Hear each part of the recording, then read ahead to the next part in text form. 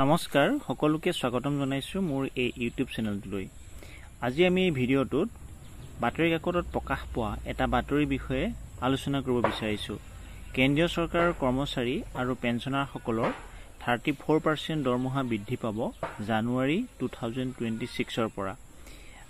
এই ভিডিঅ'টো যদি চাই আপোনালোকে ভাল পায় লাইক শ্বেয়াৰ আৰু চেনেলটো ছাবস্ক্ৰাইব কৰি দিব। বৃদ্ধি হ'ব কেন্দ্ৰীয় কৰ্মচাৰীৰ দৰমহা।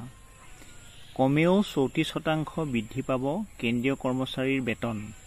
অষ্টম দৰমহা আয়োগৰ সিদ্ধান্তত চৰকাৰে মোহৰ মাৰিলেই চাকৰিয়ালে বৰ্তমানৰ তুলনাত অধিক ধন লাভ কৰিবলৈ সক্ষম হ'ব।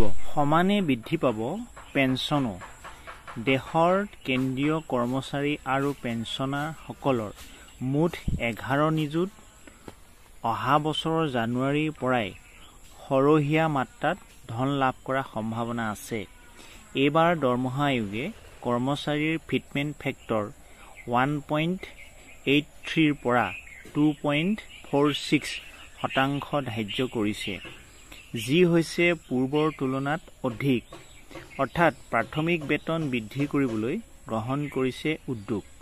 অৱশ্যে বৰ্তমানৰ গতিলৈ লক্ষ্য কৰি দৰমহা বৃদ্ধিৰ প্ৰক্ৰিয়া বিলম্বন হোৱাৰো আশংকা আছে। সমৰ্থিত সূত্ৰই প্ৰকাশ কৰা মতে কেন্দ্ৰীয় চৰকাৰে দৰমহা আয়োগৰ কেইবাটাও সিদ্ধান্তত বৰ্তমান পৰ্যন্ত অনুমোদন দিয়া নাই।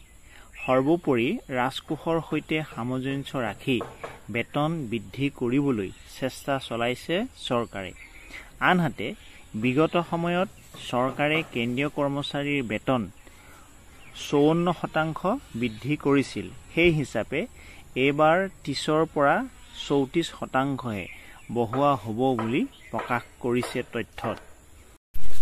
কেন্দ্ৰীয় চৰকাৰৰ কৰ্মচাৰীসকলৰ দৰমহা বৃদ্ধিৰ লগে লগে অসম চৰকাৰৰ কৰ্মচাৰীসকলৰো দৰমহা সমপৰ্যায়ত বৃদ্ধি হ'ব।